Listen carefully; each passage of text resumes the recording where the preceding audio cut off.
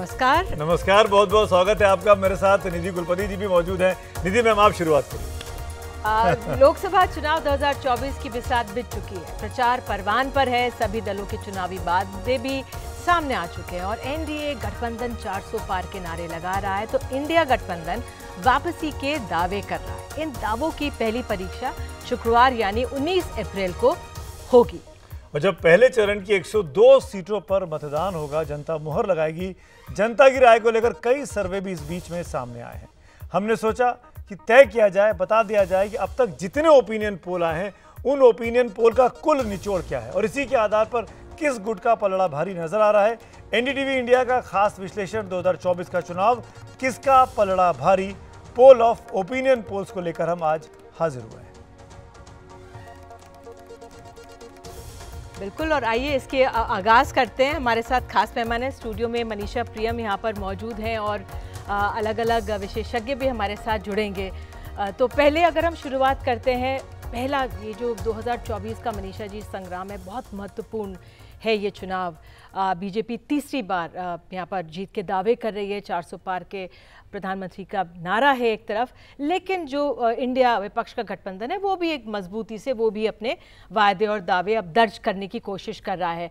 आगे बढ़ने से पहले अगर एक इनसे एनालिसिस मोटे तौर पर, क्या आपको लग रहा है आज 48 घंटे पहले आप देखिए 5 बजे समाप्त हो जाएगा? इसी सवाल में एक लाइन और जोड़ूं मनीषा मैम, और वो ये कि दक्षिण पर सबकी नजर है, क्योंकि भारतीय जनता पार्टी ने पिछले 4-5 महीनों में खासकर प्रधानमंत्री मोदी ने पूरा फोकस दक्षिण में बना रखा है। आप क्यों, मैं इसके बारे में जरूर जानना चाहूँगा। देखिए, मैं ज़रूर शुरू करूँगी। खास करके आपको पता है कि 2 दिन पहले हम तमिलनाडु में थे, उसकी राजधानी चेन्नई में बैठ के, और एनडीटीवी के पूरे पैनल की नज़र और निगाह उन्हीं बातों पे थी। और ये मेरा दूसरा दौरा है आपके बैटल ग्राउंड के साथ। पहले महाराष्ट्र, फिर तमिलनाडु। तो एक तरह से राष्ट्रगान का जो संबोधन है अलग अलग राज्यों का, तो कई बार वो उन्माद जो है वो दिखता है। और मैं पहली बात ये कहना चाहूँगी कि इन पैनल्स के चर्चा के दरमियान ये सबसे बड़ी बात जो दिखी है कि यद्यपि पोलस्टर जो हैं वो आंकड़ों में इसको सिमटा देते हैं, लेकिन नीचे की छवि जो बेहद रंगीन है। इलेक्शंस का समा बंध चुका है और हर जगह की चर्चा जो है वो एक स्थानीय चर्चा है।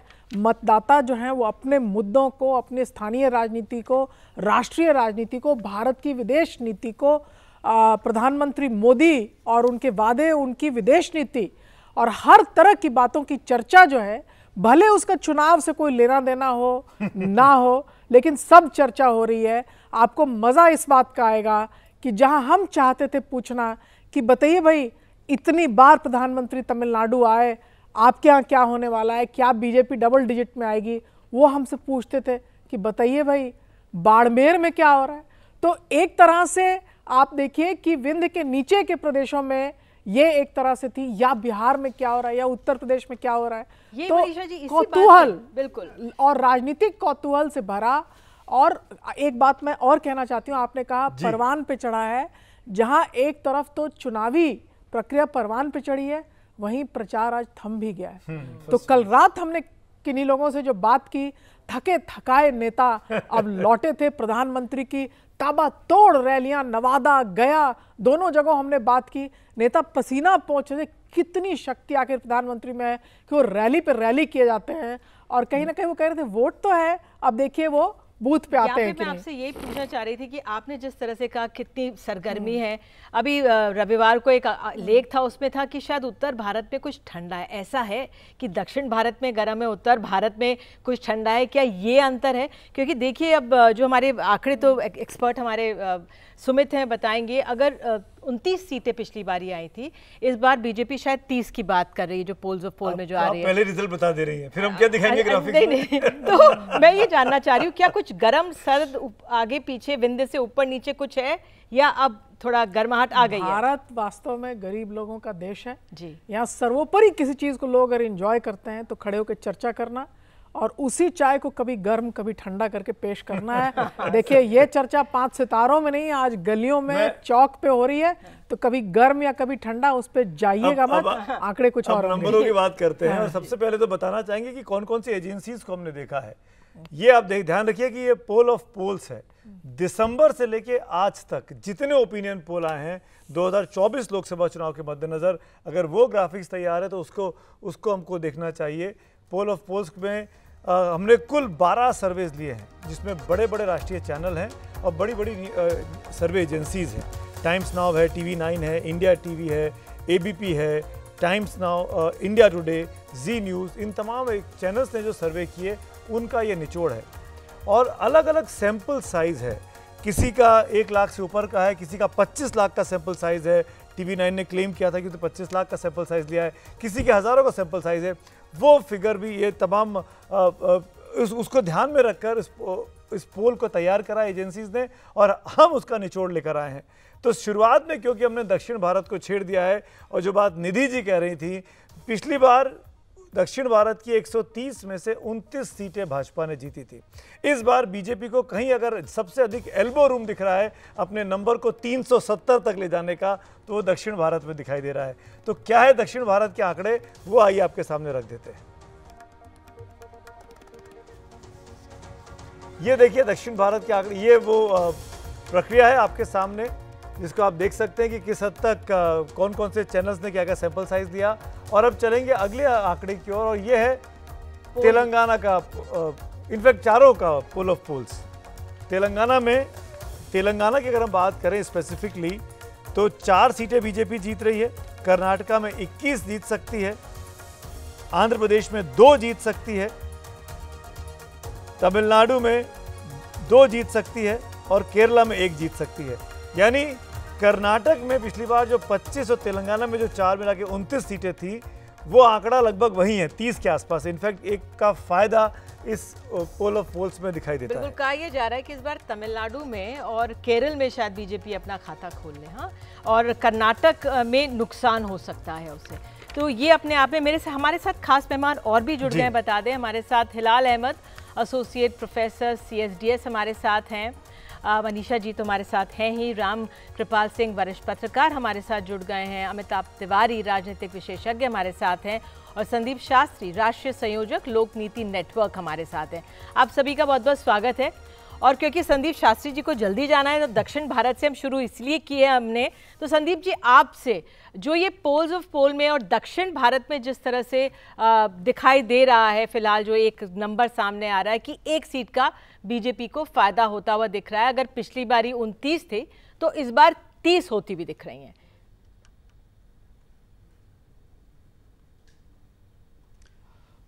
देखिए, जो ये गिनती 30 की दिखाई दे रही है, ये इस कारण से कम दिखाई दे रही है क्योंकि कर्नाटका में इन पोल्स में दिखा रहे हैं कि बीजेपी की परफॉर्मेंस थोड़ी पुअर होगी।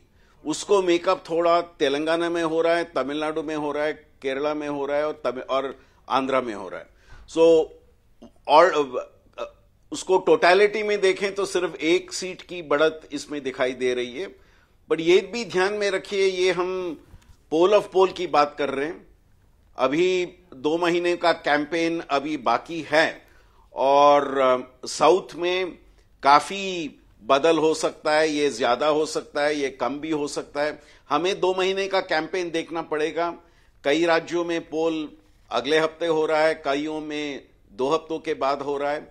जिस तरह से कैंपेन पैन आउट कर रहा है, और कर्नाटका की जब हम बात कर रहे हैं, जो हमने यहां पे जो ये हमारा पोल ऑफ पोल्स घाटा दिखा रहा है, ये घाटा बीजेपी के आंतरिक समस्याओं से है, कोई कांग्रेस की एक सफलता के कारण नहीं है। बीजेपी के अंदर जो समस्याएं हैं उसके वजह से ये घाटा यहां पे दिखाई दे रहा है। और जैसे मैंने कहा, अभी 2 हफ्ते अभी कर्नाटका में चुनाव के समय और भी है। इस 2 हफ्तों में क्या कांग्रेस और भी अपना स्थिति इंप्रूव कर सकता है या बीजेपी रिकवर कर सकता है, वो अगले 2 हफ्तों में हमें। संदीप जी, एक क्विक सवाल मैं और लेना चाहूंगा आपसे, और स्पेसिफिकली तमिलनाडु पुडुचेरी को लेकर, क्योंकि फर्स्ट फेज में ही पोल है, प्रचार खत्म होने वाला है 5 बजे अब। तो मैं ये जानना चाहूंगा कि तमिलनाडु में क्या बीजेपी जीत रही है, जैसा कि हम लोग दिखा रहे हैं। आपने ग्राउंड पर क्या देखा? बीजेपी को गेन होता हुआ अपने पोल ऑफ पोल्स में पुडुचेरी और तमिलनाडु की 40 मिला के 2 सीटों का बीजेपी को गेन हो रहा है।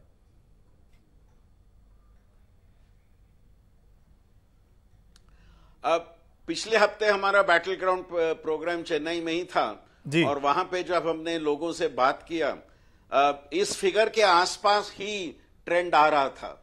लेकिन इस ट्रेंड में महत्व की बात यह है कि डीएमके को ओपोज करने वाला अलायंस अभी लगता है बीजेपी का लीडरशिप का अलायंस बनेगा और अन्ना डीएमके का लीडरशिप वाला अलायंस तीसरे स्थान पे चले जाएगा। और ये मुझे लगता है बीजेपी का उद्देश्य था कि हम इस राज्य में डीएमके के ऑपोजिशन में प्रमुख अलायंस आगे होते हुए उभरें। और जो संकेत आपके पोल ऑफ पोल में आ रहा है वही हमने शायद पिछले हफ्ते चेन्नई में देखा था। और अभी भी चुनाव के लिए कई दिन बाकी हैं। उन दिनों में कैंपेन से कुछ फर्क पड़ेगा वो हमें देखना पड़ेगा, क्योंकि डीएमके बहुत ही एग्रेसिव कैंपेन शुरू कर रही है। कल स्टालिन ने ये होल डिलिमिटेशन कमीशन की बात उठाई है, जो एक क्वाइट एक्सप्लोसिव विषय हो सकता है। सो अभी इसका इम्पैक्ट क्या होगा देखना पड़ेगा। बिल्कुल देखते हैं। हिलाल अहमद भी हमारे साथ है। हिलाल, अमिताभ तिवारी भी हमारे साथ है, लेकिन हिलाल अहमद, पहले आपसे आपका क्या आंकलन है या विश्लेषण है इस समय आज, और ये ओपिनियन पोल्स को अगर दक्षिण भारत की पहले हम बात करें, जिस तरह से प्रधानमंत्री के तूफानी दौरे हुए हैं, अगर इंडिया पक्ष की बात करें तो राहुल गांधी तो वायनाड की सीट से डिक्लेयर होकर वहाँ से चुनाव वो लड़ रहे हैं, वहाँ पे भी रैलियाँ हुई हैं। लेकिन जिस तरह से प्रधानमंत्री ने राम मंदिर के निर्माण से पहले और बाद में तवज्जो दी है दक्षिण भारत को, बहुत महत्वपूर्ण है और बहुत मेहनत वहाँ पे की जा रही है सरकार की तरफ से। देखिए, इसमें दो पक्ष हैं। दक्षिण को जब उत्तर और भारत को बांट कर देखें तो उसको समझने के दो पक्ष मुझे लग रहा है कि उन पर बात होनी चाहिए, तभी चीजें साफ होंगी। जैसे संदीप भाई ने भी कहा कि जो जिसे हम राजनीतिक विमर्श कहते हैं चुनाव के समय में, वो राजनीतिक विमर्श क्या उत्तर भारत केंद्रित जिस तरह की बातें होती हैं, क्या वाकई में दक्षिण में वैसा होता है या नहीं, एक पक्ष ये है। दूसरा है पार्टी ऑर्गेनाइजेशन का पक्ष, यानी कि अगर जो चाहे वो कांग्रेस हो या दूसरे विपक्षी दल हो या बीजेपी भी हो, तो क्या उसका संगठनात्मक ढांचा इतना तैयार है कि वो चुनाव को निर्वाचन क्षेत्र के स्तर पर जीतने की स्थिति में है या नहीं है। तो अगर हमें ये दो फैक्टर्स को अगर हम ध्यान रखें, विमर्श को और संगठन के ढांचे को पार्टी के, तभी हमको बहुत बड़े प्रेडिक्शन करने चाहिए। और संदीप भाई की जो बात थी, मैं सिर्फ उसमें एक चीज और जोड़ना चाहती हूँ, और वो ये है कि जो कर्नाटक के विषय में है कि कर्नाटक में बीजेपी की जो स्थिति है वो तकरीबन वही है जो कि किसी भी उत्तर भारत के राज्य में कांग्रेस की स्थिति। तो अगर संगठनात्मक तौर पर ये लचीलापन होगा, तो अगर भले ही राजनीतिक विमर्श आपका राष्ट्रीयकरण का होगा तो उसका नुकसान होगा, आप उसको फायदे में नहीं बदल सकते। एक बात तो मैं ये कहना चाहता हूँ। और दूसरी बात ये कि अब एक और चीज याद रखिए, और इसीलिए ये जो पोल्स ऑफ पोल है उसको एक बार थोड़ा सा इतना हम ये मानकर नहीं चल सकते कि बिल्कुल ऐसा ही होगा। और वो ये है कि पिछले तकरीबन 10 या 12 चुनाव और उसके पहले भी एक ट्रेंड देखने में आया, वो ये है कि राष्ट्रीय स्तर पर जो मतदान करने वाला जो हमारा वोटर है उसकी प्रवृत्ति अलग होती है, और जब ही वो राज्य के स्तर पर चुनाव में भाग लेता है तो वो अलग होती है। तो कई बार हम ये आकलन कर बैठते हैं कि जैसा कि पॉलिटिकल बिहेवियर एक मतदाता का राज्य के स्तर पर है, वैसा ही राष्ट्रीय स्तर पर होगा, ऐसा नहीं होता। और अगर हम बीजेपी की सफलता को देखें पिछले 10 सालों में, तो ये फर्क ने बीजेपी को बहुत ज्यादा फायदा किया। जहां बीजेपी हारी है उसके अंदर ये हुआ कि राज्य विशेष के मुद्दे थे। असेंबली इलेक्शंस जब बीजेपी हारी तो उसका कारण ये था कि बीजेपी राष्ट्रीय स्तर का चुनाव बनाकर उसे पेश कर रही थी। लेकिन जहां जहां पर बीजेपी जीती उन स्थानों पर ये चीज स्पष्ट थी कि मामला राष्ट्रीय स्तर पर कि उसका जैसे ही राष्ट्रीयकरण होता है तो ये आसान हो जाता है एक वोटर के लिए कि वो राष्ट्रीय मुद्दों पर चुनाव लड़े। मेरे साथ रामकृपाल जी भी हैं। कुछ कह रहे थे हिलाल साहब, मैं चाहूँगा हम सब थोड़ा प्रिसाइज रखें अपनी चर्चा को, क्योंकि पूरे देश की बात करनी है। 543 सीटें हैं। सॉरी रामकृपाल जी, हम देख रहे हैं तमिलनाडु के, मैं फिर लौट रहा हूँ, तमिलनाडु में जो इंडिया ब्लॉक है उसको 33 सीटें आ रही हैं, पिछली बार पूरी की पूरी थी, और इसमें एडीएम के भी सेंध लगा रही है, 4 सीटें जीत रही है पोल ऑफ पोल्स के मुताबिक, और बीजेपी के खाते में भी 2 सीटें आ रही हैं। कल हमारे चैनल में हमारे editor in chief Tughlaq editor Gurumurthy साहब से बात कर रहे थे, और गुरुमूर्ति साहब ने कहा कि जो तमिलनाडु की जो राजनीति है, जो द्रविडियन राजनीति थी, वो जयललिता और करुणानिधि के जाने के बाद धीरे धीरे अब दोनों पार्टियां उस द्रविडियन राजनीति के चलते रेंग रही हैं। इस टाइम पे रेंग शब्द का इस्तेमाल अगर मैं कहूं उनका लिटरल ट्रांसलेशन तो वो ऐसा था। क्या आपको लगता है कि ये जो बड़ा वैक्यूम वहां खड़ा हुआ है, कांग्रेस के पास कोई बड़ी लीडरशिप तमिलनाडु में इस वक्त नहीं दिखाई देती है, चिदम्बरम साहब दिल्ली की राजनीति ज़्यादा करते हैं, ज़मीन की राजनीति उतनी नहीं करते हैं, इन परिस्थितियों में आपको लगता है कि बीजेपी के पास ये मुफीद मौका है अपने आप को दक्षिण में खासकर तमिलनाडु में स्थापित करने का? देखिए, मैं संक्षेप में ही अपनी बात रखूंगा। अभी हिलाल भाई ने जो एक बात कही थी, तो मैं केवल ये कहना चाहता हूं कि इस देश का मतदाता आज से नहीं बहुत पहले से परिपक्व है। 1985 की बात याद कीजिए, जब कर्नाटक ने राजीव गांधी को दिल्ली के लिए थंपिंग मेजॉरिटी दी थी, और राजीव गांधी ने सबसे पहले कर्नाटक विधानसभा को भंग कर दिया। 100 दिन के अंदर कर्नाटक में चुनाव हुए, और इसी कर्नाटक की जनता ने, जिसने राजीव गांधी को थंपिंग मेजॉरिटी दी थी, उसी ने रामकृष्ण हेगड़े की जनता पार्टी को अपने लिए चुना मुख्यमंत्री।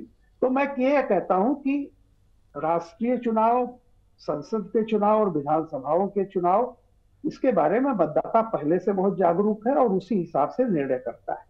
अब रही आपकी दूसरी वाला जो सवाल बीजेपी के लिए, देखिए बिल्कुल सही है सुमित जी, मैं बहुत पहले से कहता हूं। देखिए, बंगाल में सबसे माना जाता था कि सबसे जो भाषा एक दीवार है, तो बांग्ला अपने को बिल्कुल तमिल के बराबर ही रखती है, उनका भी अपना अभिमान का, हमारी भाषा जैसे तमिल है, तेलुगु है, सब। देखिए, बंगाल में बीजेपी ने धीरे धीरे संगठन बनाना शुरू किया जी, और 3 से वो 73 पे पहुंच गई। लोकसभा में भी 18-19 वो पहुंच गई। तो ये देखिए कि बहुत पहले से तमिलनाडु और केरल में वो कहीं ना कहीं, चाहे वो संघ के रूप में, वहां पर काम करते रहे हैं। और अब ये ऐसा मौका आया है, मैं फिर कह रहा हूं कि जैसे बंगाल में वो 3 मिला था, हो सकता है कि वो दौड़ तमिलनाडु में आज 2 मिल जाए। लेकिन ध्यान रखिए, ये जो एक्सेप्टेंस है, मैं वोट परसेंटेज पर जाऊंगा सीट के बजाय। अगर जैसा कि दिखाया गया है कि 24 या 25% के आसपास वोट दिखा रहे हैं, अगर 24 से 25% वोट बीजेपी का वहां पर जा रहा है तमिलनाडु में, तो मैं कहूंगा कि ये बीजेपी का एक तरह से एक्सेप्टेंस है कि बीजेपी को जैसे बंगाल ने अपने क्षेत्र की एक पार्टी मान लिया है, वैसे ही साउथ में भी करेगा। इनफैक्ट आपकी बातों से रामकृपाल जी वो घटनाएं भी याद आती हैं। हाँ बिल्कुल, और वेस्टी पहन के जब प्रधानमंत्री घूम रहे थे शी जिनपिंग के साथ, तो वो तमिलनाडु को कि क्या आवाम को खुश करने की कोशिश थी।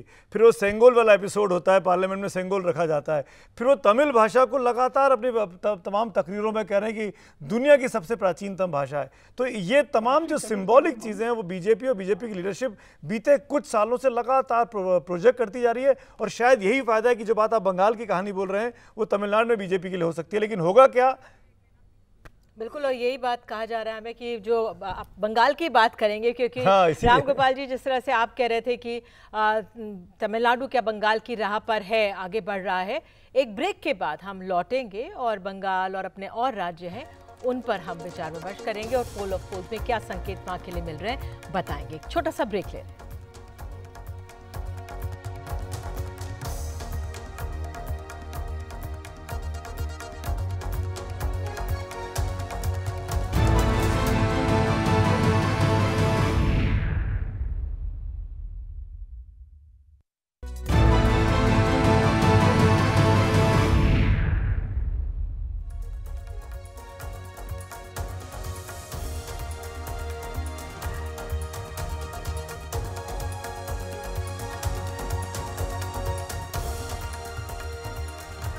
एक बार फिर आप सबका स्वागत है। आप पोल ऑफ पोल्स देख रहे हैं। बीते 4 महीने में देश भर में जितने ओपिनियन पोल हुए हैं उनको एक साथ एक जगह उनका निचोड़ क्या कह रहा है वो आपके सामने पेश कर रहे हैं। शाम को 5 बजे पहले चरण के लिए प्रचार थम जाएगा और उसके बाद कोई भी ओपिनियन पोल नहीं दिखाया जा सकता चुनाव आयोग के आदेशों के मुताबिक।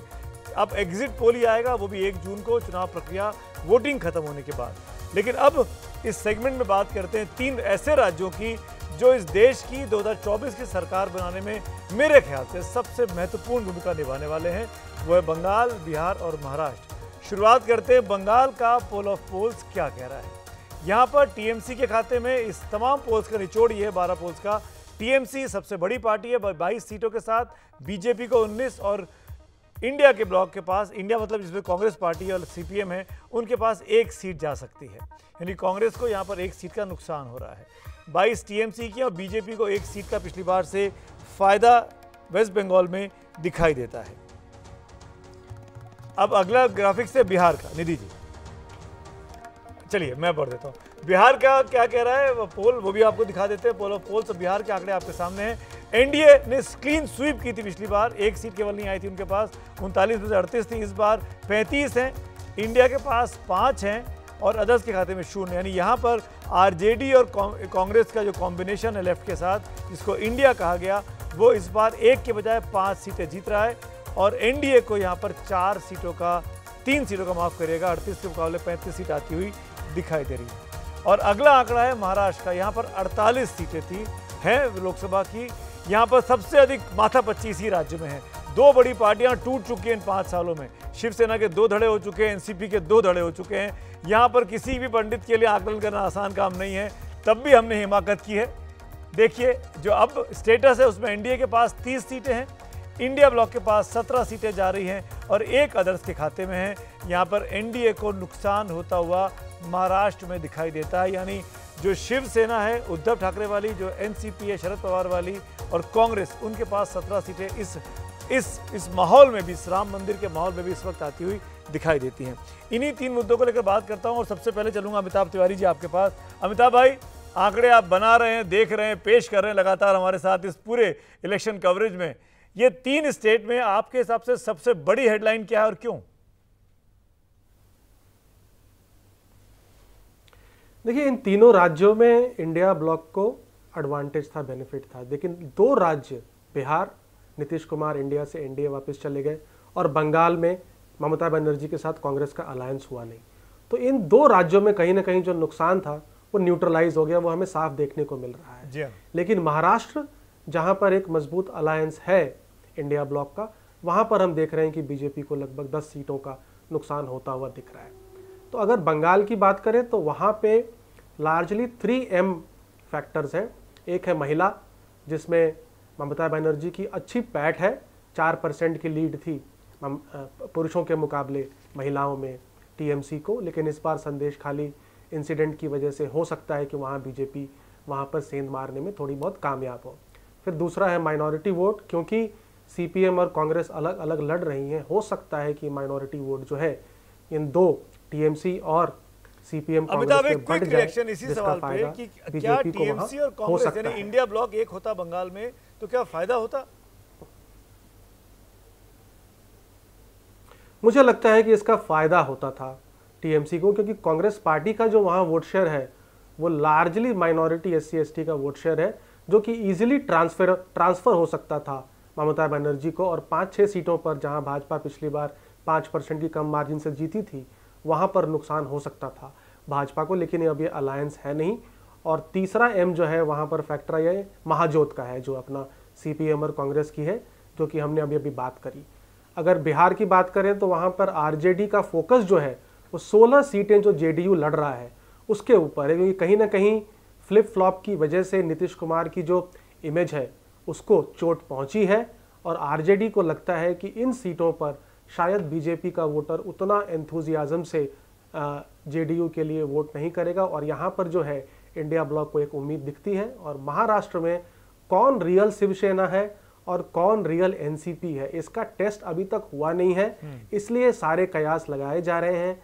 जिसके पास ट्रेडिशनल वोटर और सपोर्टर्स का समर्थन होगा उसको यहाँ पर एडवांटेज होगा जनरली, क्योंकि regional parties family based parties होती हैं, तो ठाकरे परिवार यानी उद्धव ठाकरे के साथ हो सकता है कि ज्यादा समर्थन हो। बिल्कुल, और भारत को जिस तरह से एक इमोशनल भावनात्मक के साथ भी हो सकता है, बिल्कुल भावनात्मक तौर पर वोट करती है, तो जो सेंटिमेंट है शिवसेना को लेकर, एनसीपी को लेकर क्या रहेगा वाकई में जब मतदान होगा तब देखिएगा। लेकिन जिस तरह से पश्चिम बंगाल की बात करें, हिलाल अगर मैं आपके पास आऊँ, और वेरी इंटरेस्टिंगली जिस तरह से अमिताभ ने महिला, माइनॉरिटी और महाजोत की 3 एम्स की बात की है, हिलाल आपका क्या आंकलन? क्योंकि देखा जाए पश्चिम बंगाल में सबसे पहले एक तरह से इन चुनावों के लिए जंग शुरू हो गई थी। ममता बनर्जी और ने आरोप लगाया केंद्र पर भ्रष्टाचार के खिलाफ। बीजेपी ने कहा कि हमने कार्रवाई वहाँ पे की है।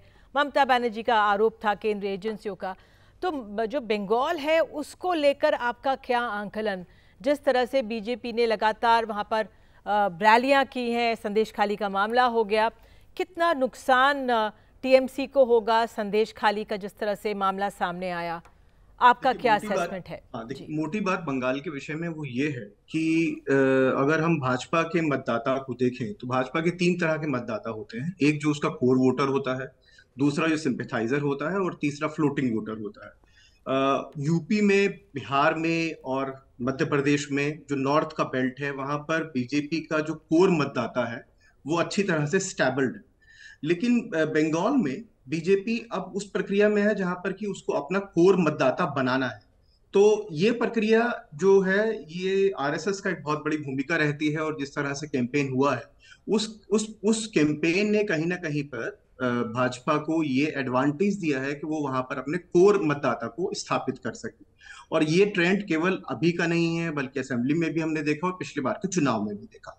तो एक बात तो ये है, और दूसरी बात ये है कि जो बंगाल है, बंगाल में शिफ्ट्स जो होते हैं, पॉलिटिकल शिफ्ट्स जो होते हैं ग्राउंड पर, ग्रास रूट के लेवल पर, वो बहुत दिलचस्प होते हैं। जिस वक्त में कम्युनिस्ट शासन था और जब टीएमसी एक चैलेंजर के रूप में आई थी, तो ग्राउंड पर हमने ये देखा कि जो लोग पहले कम्युनिस्ट पार्टीज के साथ होते हैं, सीपीएम के साथ होते थे, वो टीएमसी की तरफ उनका रुझान हो गया और उनका रेडिकलिज्म वैसा ही रहा। अब क्या हो रहा है कि जैसे ही एक चैलेंजर के रूप में भाजपा का विकास हो रहा है, वैसे ही हम ये पा रहे हैं कि जो टीएमसी का कार्यकर्ता था, वो कहीं ना कहीं पर उसका आकर्षण भाजपा की तरफ बढ़ रहा है। बहुत महत्वपूर्ण बात आपने हिलाल बोली, बिल्कुल बहुत महत्वपूर्ण बात। यही हम रामकृपाल जी के पास जाते। रामकृपाल जी, आप तमिलनाडु की बात कर रहे थे, क्या वो बंगाल की राह पर चल रहा है? आज बंगाल पर आपका असेसमेंट क्या? जो सीपीएम कम्युनिस्ट का पहले कार्यकर्ता था, टीएमसी में गया, क्या अब वो जा रहा है बीजेपी की तरफ? क्या आपका असेसमेंट? देखिए, बंगाल का एक वहां से हिंसा की संस्कृति जो है, हिंसा का कल्चर जो है, वो वहां के काडर में रहा है। और ये जब कांग्रेस के सिद्धार्थ शंकर रे थे उस दौर में भी रहा है। याद कीजिए, उन्होंने बहुत बड़ा काफी नक्सलाइट के नाम पे लोगों की हत्याएं हुई थी, वहां एक दौर था। तब भी एक बड़ा काडर जो था, वो वायलेंट काडर जो था, वो कांग्रेस की तरफ था। वो सीपीएम धीरे धीरे वो सीपीएम की तरफ आया और एक लंबे दौर तक सीपीएम ने राज किया। वही काडर है, वही काडर फिर टीएमसी की तरफ आया, और निश्चित रूप से बीजेपी भी जाएगी तो वही काडर होगा। लेकिन एक फर्क पड़ता है, सिद्धार्थ शंकर रे की जो नीति थी वो हिंसा को बढ़ाने वाली थी। सीपीएम की भी जो नीति थी उसमें होता यही था कि सत्ता बंदूक की नाली से निकलती है। और टीएमसी की जो रहा, ममता बनर्जी की जो भाषा रही, सारी चीज, तो जो इनके लीडर्स रहे वो ऑलरेडी एक तरह से वो मिलिटेंसी को एक तरह से अघोषित रूप से उसको बढ़ावा देते रहे। कल को अगर बीजेपी जाती है, डिपेंड करेगा उसकी लीडरशिप पर कि वो किस तरह से। देखिए, ब्यूरोक्रेसी वही है जो मोदी जी के पहले थी, 2014 से पहले वही थी। वही ब्यूरोक्रेसी आज रिजल्ट दे रही है, वही पुलिस है, वही सारी चीजें हैं। तो कोई अपनी तरह से लाता नहीं है, डिपेंड करता है कि जो सीट्स पर बैठा हुआ है जी। इसलिए मैं कहता हूं सिद्धार्थ शंकर रे से लेकर के ज्योति बसु और उसके बाद जो सीपीएम के आए और ममता बनर्जी तक, वहां की बंगाल की लीडरशिप एक तरह से मिलिटेंसी को, और वो मिलिटेंसी बहुत दूसरे ढंग की, उसको हमेशा उकसाती रही है। ये वहां के कल्चर में है। जब सत्तारूढ़ पार्टी वहां के राजनीतिक कल्चर में, टू बी प्रिसाइज, कल्चर तो उनका बड़ा शुभ सभ्य शालीन, और रविन्द्रनाथ ठाकुर वहां से आए, ऐसा मैं आऊंगा। मैं रामकुमार जी आपकी बात काट नहीं रहा हूं, मैं आपकी बात काट नहीं रहा हूं, मैं अपनी बात कह रहा हूं। संदीप जी ने हाथ उठाया। संदीप जी, एक क्विक कमेंट कर दीजिए, मुझे ब्रेक लेना है, इसके बाद आपको कोई जाना है इसलिए। संदीप सर जी। मैं 2 छोटे बहुत ही क्विक कमेंट करूंगा। एक, जो पोल ऑफ पोल कह रहा है वो वेरी क्लियरली परिस्थिति के अनुसार है। महाराष्ट्र में बीजेपी को छोड़ के दूसरे सब अनटेस्टेड ग्रुप्स हैं, क्योंकि पिछली सभी में डिवीजन हो गया है। और एक क्लैरिफिकेशन जो पहले दिया था, कर्नाटका की बात करते करते 1984 में जब कांग्रेस ने 24 सीट्स जीते 28 में से, राजीव गांधी ने सरकार को डिसमिस नहीं किया, हेगड़े ने इस्तीफा दिया और गवर्नर ने असेंबली को डिसॉल्व किया और फ्रेश इलेक्शंस हुए जो हेगड़े जीते थे। वो पॉइंट पे मैं फैक्चुअल क्लैरिफिकेशन देना चाहता था।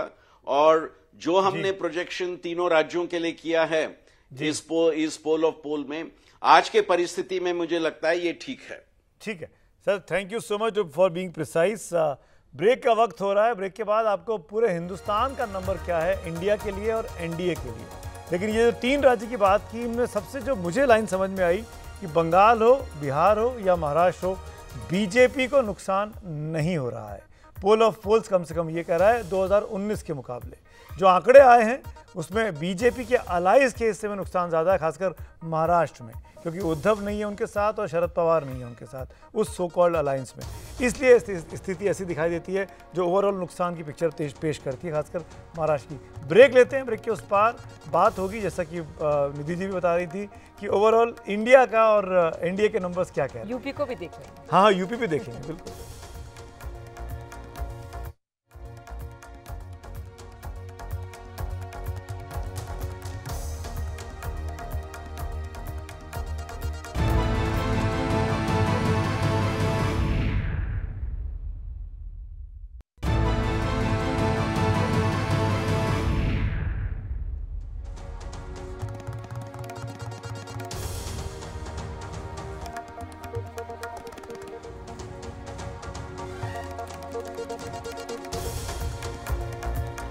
तो आप पोल ऑफ पोल्स देख रहे हैं। अब बारी आ गई है उस क्षण की जिसका आप सब इंतजार कर रहे हैं कि पोल ऑफ पोल्स में यानी 12 पोल्स जो हुए उसका निचोड़ क्या कह रहा है, देश की तस्वीर क्या होने वाली है, 4 जून को क्या दिखाई दे सकता है, वो तस्वीर लेकर हम आ गए हैं। 372 एनडीए के खाते में और 122 इंडिया के खाते में। 372 को आप इस तरीके से भी देख सकते हैं कि बीजेपी को 370 लाने का लक्ष्य रखा गया था, एनडीए को 400 का लक्ष्य रखा गया था, तो उस दिशा में बहुत तेजी से आगे बढ़े हैं। लेकिन थोड़ा सा, कम से कम पोल ऑफ पोल्स ये कह रहा है कि थोड़ा सा कम रह गए हैं। इंडिया ब्लॉक को 122 सीटें हैं, 372 के पास इस वक्त एनडीए जा रही है। हम अदर्स की बात करते हैं, उनके खाते में 49 सीटें हैं। इसके साथ साथ बात कर लेते हैं उत्तर प्रदेश की भी। उत्तर प्रदेश देश का सबसे बड़ा राज्य है, 80 लोकसभा सीटें हैं और बीजेपी यहाँ पर सबसे अधिक उम्मीदों के साथ चुनाव में आई है, क्योंकि 22 जनवरी को रामलला की प्राण प्रतिष्ठा हुई है। आज तो देश रामनवमी मना रहा है, आज उनका सूर्य तिलक हुआ है प्रभु श्री राम का। यूपी में क्या होने वाला है, एनडीए को 74 सीटें हैं, इंप्रूवमेंट है। इंडिया के ब्लॉक को 5 सीटें, यानी लगभग उतनी ही जितनी पिछली बार थी, और अदर्स के खाते में 1 सीट है। यानी बीएसपी इंडिया ब्लॉक में नहीं है। बीएसपी को जो 10 सीटें मिली थी वो अब सिर्फ अदर्स के 1 के खाते में जाती हुई, शायद अगर अदर बीएसपी है तो। और इंडिया के पास 5 सीटें हैं और एनडीए के पास 74 सीटें हैं। यानी बीजेपी को बहुत बड़ा फायदा इस वक्त इन राज्यों में, देश में और यूपी में दिखाई दे रहा है। मनीषा जी, आपकी प्रतिक्रिया क्या एक्सपेक्टेड है या कुछ अचंभा है? नहीं, अचंभा नहीं है। पोल ऑफ पोल्स में हमेशा एक ठहराव होता है, क्योंकि अलग अलग तरह के मत जो हैं उनका आप निचोड़ निकाल के दिखाते हैं। उत्तर प्रदेश से ये प्रत्याशित भी है, क्योंकि जिस तरह से चीज़ें चली हैं वहाँ, और रामलला का प्राण प्रतिष्ठान के बाद वहाँ एक इंटरनल बीजेपी वेव है। मैं ये भी मानूंगी कि कुछ बातें वहाँ सुनाई पड़ती हैं कि उत्तर के इलाके में किसानी या जाट समुदाय का मामला या किन्हीं अन्य जातिगत गुटों का मामला, लेकिन चुनाव के समय इस तरह की चर्चा होना लाजमी है। मत प्रतिमत सब रखे जाते हैं, लेकिन ओवरऑल मैं अग्री करूंगी। एक बात और मैं कहना चाहूँगी पिछले सेगमेंट से, वो हमको कहना चाहिए था। कई बार हम अपनी गूढ़ बातें कहते रह जाते हैं। स्थानीय तरीके पे अभी जो 19 को चुनाव में जा रहा है बंगाल में, वो सारी सीटें भाजपा के खाते हैं। तो वास्तव में चुनाव 19 तारीख का टीएमसी के लिए है। क्या वो कुछ भी खिसका सकता है? अगर नहीं खिसका सकता है तो हम शायद ये निचोड़ निकालेंगे कि उन 3 सीटों पे भाजपा अपना परफॉर्मेंस रिपीट कर रही है। और आज भी प्रधानमंत्री, अगर ध्यान दीजिए, वो नालबड़ी में थे। नालबड़ी असम का वो इलाका है जो द्वार के इन इलाकों से जलपाईगुड़ी के बिल्कुल निकटवर्ती का इलाका है, ग्रामीण इलाका है, और नालबाड़ी में संघ का अच्छा गढ़ भी है, असम के मुख्यमंत्री भी वहाँ से आते हैं, और ग्रामीण इलाका है बिल्कुल। तो प्रधानमंत्री की सोच को आप दाद दीजिए, जहाँ जहाँ वो रैली करते हैं उसमें एक रणनीति है। और हाँ बिल्कुल, तो एक तरह से आप देखिए कि वो अछूता नहीं छोड़ते हैं। अगले दिन चुनाव अगर आने वाला है तो हम भले थ्योरीज में लिपटे रहें, उनकी आंख पैनी तरीके से एक एक सीट पे लगी रहती है। तो मैं ये मानती हूँ कि बीजेपी की इलेक्शनरिंग की जो कैपेसिटी है लास्ट माइल तक, उसको हमको ध्यान रखना पड़ेगा। बिल्कुल। और रामकृपाल जी, मैं आपसे यहीं पे जो उत्तर प्रदेश खासा दिलचस्प है, जिस तरह से पिछले के मुकाबले 62 से अब 74 की तरफ ये पोल ऑफ पोल्स दिखा रहा है, क्या जा रहा है बीजेपी के पक्ष में। और यहाँ पे देखें तो आज हमने अखिलेश यादव, राहुल गांधी की साझा एक प्रेस कॉन्फ्रेंस भी देखी। क्या ये प्रेस कॉन्फ्रेंस लेट रही? जो इंडिया गठबंधन का साथ आने का जो तरीका था वो क्या लेट हो गया, तभी इसका फायदा बीजेपी को ज्यादा होता हुआ दिख रहा है? बहुत अच्छा सवाल आपने किया है। मैं जो पहली बार बोल रहा था तब भी मैं इसमें बोलने वाला था, लेकिन एक तो जो संदीप जी जैसा कह रहे थे कर्नाटक के बारे में, खैर वो छोटी सी चीज है।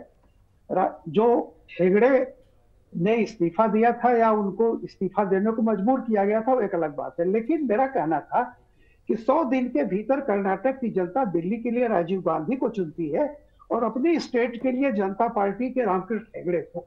तो मेरा केवल इतना कहना था कि जनता आज से नहीं, इतने साल पहले से करती आ रही है। दूसरा, अभी आपने एक बात कही, देखिए मोदी जी की सफलता का जैसे कह रहे हैं, उनकी लोकप्रियता को तो मैं छोड़ दीजिए, अलग की बात कर रहा हूं। जून में इंडिया अलायंस बनने की बात शुरू हुई और आज की तारीख में मैं शुरू से ही कहता रहा हूं कि 4 ही स्टेट थी जिसपे इंडिया अलायंस का असर देखा जाता अगर वो पूरी तरह मिलते। वो थी बंगाल, बिहार, उत्तर प्रदेश और महाराष्ट्र। ये चारों स्टेट मिलकर 210 सीटें होती हैं। आज की तारीख में इंडिया अलायंस के तहत, मैं अकेले की बात नहीं कर रहा हूं, इंडिया अलायंस के तहत कांग्रेस सिर्फ 43 सीटों पर चुनाव लड़ रही, यानी 210 में से जो पार्टी हमेशा छतरी हुआ करती थी वो सिर्फ 43 सीटों पर चुनाव लड़ रही है। और अगर विनेबिलिटी को आप मान लीजिए 50% भी मान लें तो कांग्रेस कितना आती है, 20 से 25 सीट। अगर पिछली बार 21 सीट पाई थी 382 में से इस इलाके में, तमिलनाडु, केरल और पंजाब को छोड़ दीजिए तो टोटल कांग्रेस को 21 सीटें मिली थी 382 में से। अब आप ये बताइए कि अगर इस देश की जनता 5 साल के लिए कोई दिल्ली के लिए कोई विकल्प चुनने जा रही है तो किसको वोट देगी? कांग्रेस जो 43 सीट 210 में से लड़ रही है, इस देश की जनता कभी भी किसी मोरारजी, किसी चंद्रशेखर, किसी चरण सिंह, किसी देवगौड़ा, किसी बीपी सिंह या के गुजराल के लिए वोट नहीं देगी। अब ये सब 6 प्रधानमंत्री मिलके 6.5 साल तो ये आप कह रहे हैं कि स्टेबिलिटी एक फैक्टर है जो लोग चाहते हैं। हिलाल, बिल्कुल सर, एक संक्षेप में हिलाल आपका भी कमेंट, संक्षेप में कमेंट ले लेते हैं, फिर ब्रेक ही ले लेते हैं। संक्षेप में हिलाल, यूपी को या ओवरऑल पिक्चर को अगर देखें तो, अगर हम देखें तो आपको लगता है कि इंडिया गठबंधन जो है देर से कदम उठाए, बहुत उसका खामियाजा ही दिख रहा है जो है। हाँ नहीं बिल्कुल। और इसमें सिर्फ एक और चीज जो सुमित जी कह रहे थे उसमें सिर्फ मैं एक और बात जो है उसके अंदर शामिल करना चाहता हूँ, खासतौर से यूपी के मामले में। देखिए भाजपा का जिसे कहा जाता है चुनावी जो उसका समीकरण है वो बहुत दिलचस्प है। वो ये है कि हमारे सर्वेक्षण में ये बात बहुत मुखर रूप से सामने आई कि लोग इस सरकार को दोबारा लाना चाहते हैं, जिसका सबसे बड़ा कारण है सरकार ने काम किया है, एक। दूसरा, कुछ ऐसी वेलफेयर स्कीम्स थी जो जनता तक पहुंची हैं, 2। और तीसरा, मोदी फैक्टर। ये 3 कारण हैं जिससे कि जो ये आंकड़ा हमने एक प्रोजेक्ट किया है, मुझे लगता है कि काफी सच्चाई के नजदीक इसलिए जा रहा है कि जो नीचे का जो जनता का जो ओपिनियन है वो डेवलपमेंट, वेलफेयरिज्म और मोदी फैक्टर का मिला जुला कॉम्बिनेशन है। और उस हिसाब से यूपी में भी, और जो हम देख रहे हैं राष्ट्रीय स्तर पर भी, ये चीजें स्पष्ट हैं। और जो देरी का कारण है, याद रखिए कि पहली बार इसके बावजूद कि महंगाई और बेरोजगारी जैसे मुद्दे डिटर्मिनिंग फैक्टर बन के उभरे हैं, इसके बावजूद इंडिया अलायंस ने ये जो कैंपेन उनका आज से शुरू नहीं हुआ, अंदरूनी उनमें बहुत सारा खटपट बनी रही, तो जो नैरेटिव कंस्ट्रक्ट करना होता है उसमें वो पूरी तरह से विफल हो गए। जी, मैं लौटूंगा आप सबके पास, आखिरी सेगमेंट और बाकी है। बीजेपी की हवा चलती हुई इस बार फिर दिखाई दे रही है। पोल ऑफ पोल्स ये कह रहा है कि बीजेपी एक बार फिर 370 के ऊपर पहुंच जाएगा। एनडीए का जो आंकड़ा है, जिसके फिगर निकल कर आए 372 का एनडीए का आंकड़ा। लौट कर आते हैं छोटे से ब्रेक के बाद और बात करेंगे ऐसे कितने राज्य हैं जहां पर बीजेपी फिर से क्लीन स्वीप करने वाली है। वो संख्या बीती बार से बढ़ रही है या नहीं बढ़ रही है, ब्रेक के उस पार।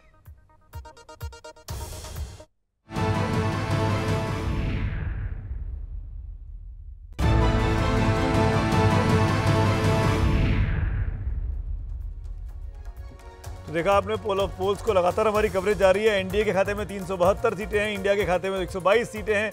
अब आ रही है उन राज्यों के बारे में डिस्कस करने की जिनमें बीजेपी को क्लीन स्वीप हो रही है। ऐसे कितने राज्य वो आपके सामने पेश कर देता हूँ। दिल्ली की 7 की 7, राजस्थान की 25 की 25, गुजरात की 26 की 26, अरुणाचल प्रदेश की 2, चंडीगढ़ की 1, उत्तराखंड की 5, हिमाचल प्रदेश की 4। यानी इन तमाम राज्यों में बीजेपी एक बार फिर क्लीन स्वीप करती दिखाई दे रही है। यानी 19 के परफॉर्मेंस को बीजेपी रिपीट कर रही है और ये बहुत बड़ी बात है कि आप एंटी इनकम्बेंसी को डिफाई कर रहे हैं। इतनी पॉपुलर सरकार अभी भी बनी हुई है। पोल ऑफ पोल्स ये इशारा कर रहे हैं पहले चरण के मतदान के पहले। अमिताभ तिवारी, कैसे देखना चाहिए इस चीज़ों को? देखिए क्या है कि जो आपने आंकड़े बताए, विपक्ष की सबसे बड़ी कमजोरी ही यही है कि किसी भी राज्य में, जिस राज्य में बीजेपी ने पिछली बार क्लीन स्वीप किया है, किसी एक भी राज्य में विपक्ष बीजेपी को पटखनी करते हुए नहीं दिखाई दे रही है। महाराष्ट्र में भी सीटें कम हो रही हैं भाजपा या एनडीए की, विपक्ष को बीजेपी से ज़्यादा सीटें नहीं आ रही है। एक नंबर एक बात ये। दूसरी बात, जो 372 का आंकड़ा है, उससे कहीं ना कहीं बीजेपी के सपोर्टर्स को मायूस नहीं होना चाहिए कि 400 का आंकड़ा टच नहीं हो रहा है। अगर 2014 की बात करें तो जो हाईएस्ट दिया था ओपिनियन पोल्स ने वो 275 दिया था, बीजेपी को 330 से ऊपर आए थे। 2019 में हाईएस्ट दिया था 282, 350 से ऊपर आया था। क्योंकि मोमेंटम की बात है पूरा का पूरा चुनाव, और अगर मोमेंटम बीजेपी के पक्ष में बनता जाता है, अगर ये अगले 1.5 महीने के कैंपेन में और अपोजिशन कोई मजबूत नैरेटिव लेके नहीं आ पाता है, तो ये 20, 25, 30 सीटों का जो गैप है, इसको पूरा करना कोई बड़ी बात नहीं रहेगी। और ये अमिताभ, ये खास चश्मे से आप नहीं देख रहे हैं कि इस गैप को बीजेपी इंप्रूव कर सकती है? क्या इंडिया ब्लॉक इंप्रूव नहीं कर सकता है? ये आंकड़े तो वो भी देख रहे हैं, वो भी तो इंप्रूव करना चाहेंगे। चुनाव तो शुरू हुए हैं, अभी 7 फेज बाकी। करेक्ट। तो नैरेटिव की बात है कि यहां से अंत तक अब किसका नैरेटिव चलता है। और अभी तक क्योंकि कैंपेन थीम और ये सब बातें जो हैं, ज्वाइंट रैलीज वगैरह शुरू नहीं हुई हैं इंडिया ब्लॉक की, तो थोड़ा बैकफुट पर वो जरूर है। और इन आंकड़ों से जो ले लेते हैं, न्यूट्रल या अनडिसाइडेड वोटर है, जी बिल्कुल अनडिसाइडेड वोटर, क्या असर पड़ेगा? आप देखिए, अब इस बार का जो चुनाव है वो एक थ्योरी हम लोग लेके चलते हैं कि लोग राष्ट्रीय मुद्दों पर नेशनल इलेक्शंस में करते हैं, लेकिन तमिलनाडु को देख के ये समझ में आया कि आखिर वो लड़ कैसे रहे। वो अभी भी स्थानीय और स्टेट लेवल मुद्दों को लेकर के डिलिमिटेशन की बात स्टालिन ने कह दी। वो फेडरलिज्म पे कहते हैं अटैक है, वो कहते हैं हमको ग्रांट्स नहीं दिए जाते हैं, वो दलित आइडेंटिटी, द्रविड़ आइडेंटिटी और तमिल भाषा की बात करते हैं, हिंदी के इम्पोजिशन के खिलाफ बात, ये सब स्टेट लेवल मुद्दे हैं। तो इंडिया की सबसे बड़ी आप कहिए स्ट्रैटेजी या वीकनेस यही है कि ममता बनर्जी अगर बात कर रही हैं तो वो कल्याणकारी योजना और बंगाल की अपनी भाषाई और स्थानीय अस्मिता और अपने आप को एक लीडर के रूप में उभार के, स्टालिन उसी तरह से कर रहे हैं। तो इनको रीजनल आइडेंटिटीज उभारना पड़ रहा है। बीजेपी अपोनेंट है बिल्कुल, तो रीजनल आइडेंटिटीज को जो कि अलग अलग हैं, वो कैसे जुड़ के लड़ पाए। वहीं आप दिल्ली के 7 सीटों में भी अब देखिए केजरीवाल एक फैक्टर बन के उभर गए। तो कहीं ना कहीं अगर कुछ बढ़त हो जाएगी तो वो कुछ की होगी, बहुत ज्यादा की नहीं होगी, क्योंकि एक बड़े नेशनल इलेक्शन से आप रीजनल और स्थानीय आइडेंटिटी और नैरेटिव की लड़ाई करते हैं तो बढ़ जाइएगा 2 सीट, 4 सीट, 5 सीट, बहुत ज्यादा नहीं बढ़ पाइएगा। बिल्कुल। और फिलहाल ये पोल ऑफ पोल्स हमने दिखाया और आंकड़े आपके समक्ष रखे। अब देखना ही होगा कि जमीन पर लोग कैसा महसूस कर रहे हैं और 4 जून को क्या नतीजे आएंगे। 1 जून को हाजिर होंगे एग्जिट पोल लेकर भी, आप भूलेगा मत, एग्जिट पोल आएगा। अभी तो केवल पोल ऑफ पोल्स की बात हुई है, ओपिनियन पोल था।